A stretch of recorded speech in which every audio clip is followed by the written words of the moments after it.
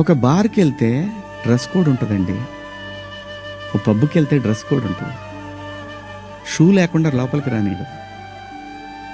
కొన్ని పబ్బుల్లో అయితే girl friend లేకుండా రానీయడు. నేనేమన్నాను? మనిషి ఆదిమానవుడు కోతి నుంచి మనిషిగా రూపాంతరం చెందిన తర్వాత ఇంగితం ఎక్కడ స్టార్ట్ అయిందంటే, ఈ శరీర భాగాలు కనపడటం కరెక్ట్ కాదే, ఏదోటి కట్టుకోవాలి అనే జ్ఞానం